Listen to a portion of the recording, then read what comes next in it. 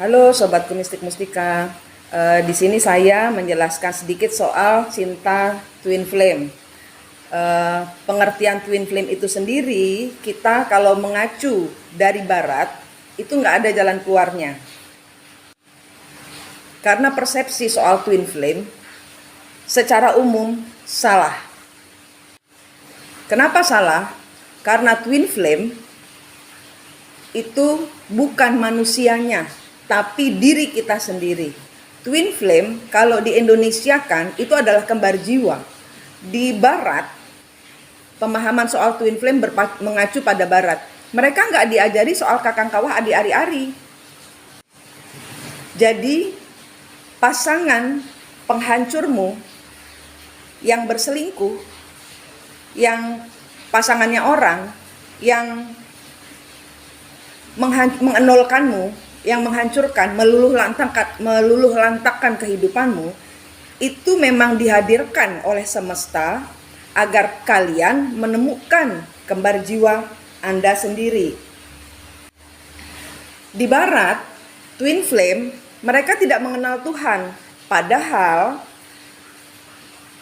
secara garis besarnya twin flame ini itu diredamnya dengan keyakinan kepada Allah Sang Maha Tinggi. Jadi, Anda, kembar jiwa Anda, yang sudah saya ajarkan, dicari ya, cara memutus kutuk dan karma leluhur.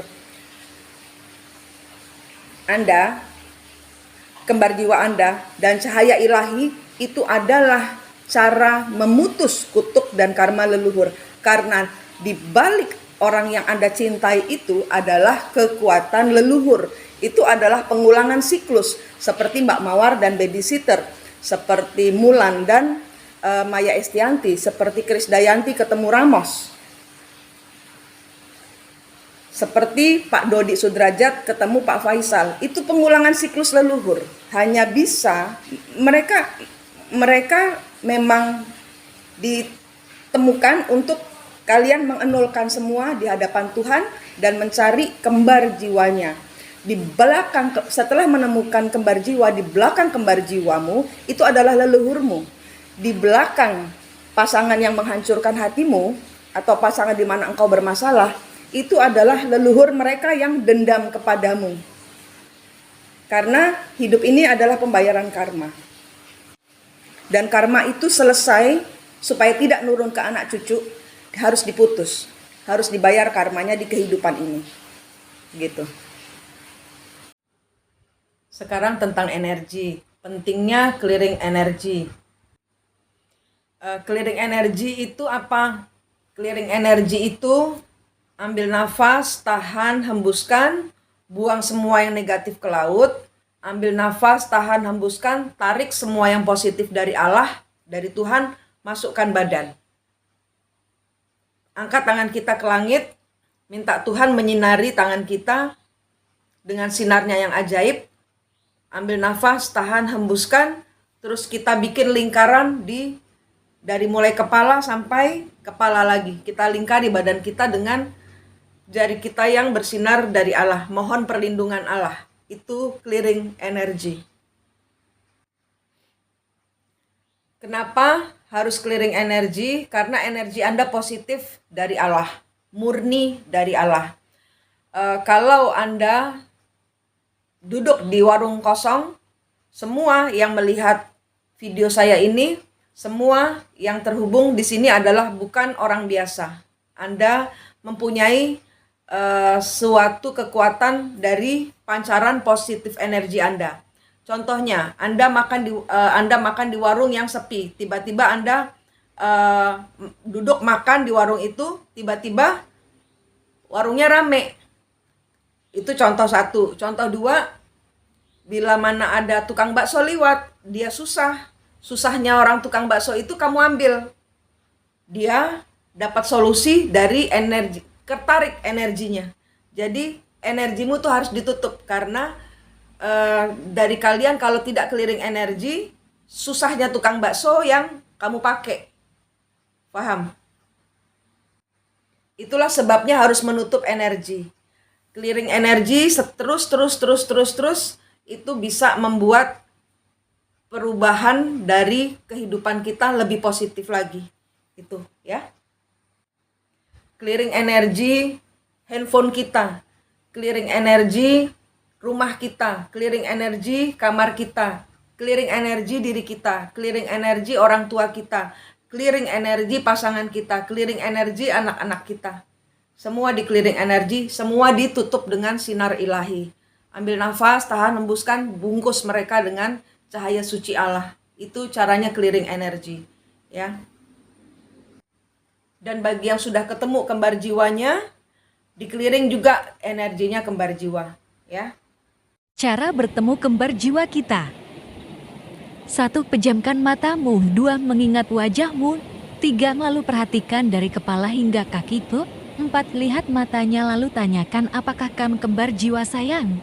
5. Minta maaf kepadanya, maafkan saya selama ini, saya tidak tahu bahwa saya punya kembar jiwa. 6. Lalu lihatlah hatinya dan dadanya, apakah ada pisau atau sesuatu yang tajam yang menancap di situ. 7. Ulurkan tanganmu ke langit, minta Tuhan melumuri tanganmu dengan sinarnya yang ajaib. 8. Cabut satu persatu sambil memakai pernafasan. 9. Kembalikan pisau yang menyakiti hatimu itu kepada Tuhan. Halo sobatku mistik mustika, Viti ini saya buat untuk kelanjutan dari video yang kemarin tentang syarat memutus kutuk dan karma leluhur. Di kehidupan ini kita dihadapkan pada pengulangan siklus. Kita saja yang nggak sadar bahwa itu adalah pengulangan siklus leluhur dengan cinta yang aneh. Jadi seolah-olah suami tidak mengenal kita, seolah-olah suami hilang begitu saja, dan bila mana kita orang ketiga, kita dijanjikan pernikahan kemudian dibatalkan, atau bila ada mertua yang dendam sekali sama mantunya, atau menantu yang dendam sekali sama mertuanya, atau anak yang marah sekali kepada ibunya, atau ibunya yang marah sekali kepada anaknya. Ini semua pengulangan siklus dari leluhur di zaman dahulu yang legendanya banyak kita dengar. Seperti misalnya, saya kasih contoh aja Mawar Afi. Mawar Afi Mawar Afi itu adalah putri Campa, dan babysitternya itu adalah putri Cina. Nah, di zaman dahulu, ini adalah pengulangan siklus dan pembayaran karma. Di zaman dahulu, putri Campa itu melakukan kesalahan dengan menzolimi orang ketiga yang hadir di dalam sebagai selir raja, dengan cara seperti yang dilakukan oleh putri Campa dahulu dari babysitter kepada Mbak Mawar. Itu yang dilakukan oleh putri Campa kepada orang ketiga. Jadi ini adalah prosesi pembayaran karma. Putus kutuknya, bayar karmanya. Caranya gimana? Caranya adalah setelah ketemu kembar jiwa kita, kita melihat pasangan kita atau dengan siapa orang kita bermasalah, dengan suami dan orang ketiganya. Kita hadirkan beliau di depan kita. Kita bilang maaf atas kesalahan leluhur di masa lalu. Kemudian dilihat antara Anda dengan suami atau Anda dengan pasangan Anda, apakah ada rantai atau tali yang mengikat. Bayangkan saya memberikanmu pisau, pedang, atau pedang panjang, besar, tajam, putuskan. Ambil nafas, tahan, hembuskan, putuskan. Kemudian lihat di belakang pasangan di mana kita bermasalah. Itu ada leluhurnya. Lihat di belakangnya orang yang bermasalah itu dan kita minta maaf kepada orang leluhurnya. Saya dan leluhur saya meminta maaf kepadamu dan leluhurmu. Di masa lalu saya dan leluhur saya punya kesalahan kepadamu. Itu sudah selesai begitu saja. Ambil nafas, tahan, hembuskan, buang semua yang negatif ke laut, tarik semua yang positif dari Allah, lingkari badan kita dengan cahaya Allah. Begitu caranya.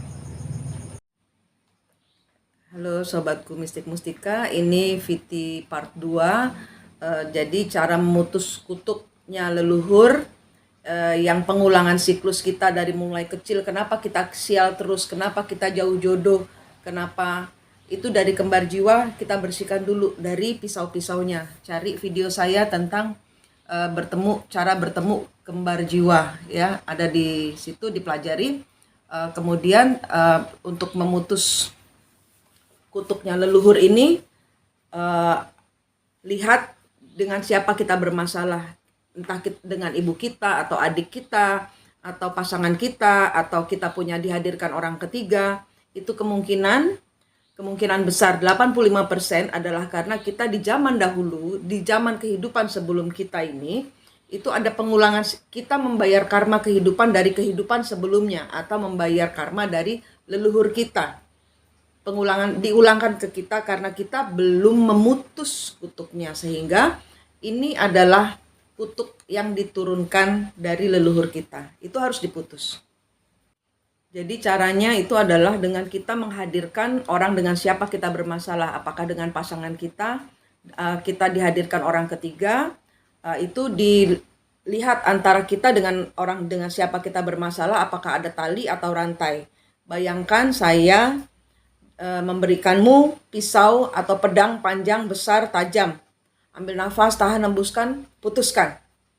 Kemudian minta maaf kepada pasangan kita bahwa di zaman dahulu mungkin saya dan leluhur saya yang punya masalah dan mempunyai kesalahan. Minta maaf.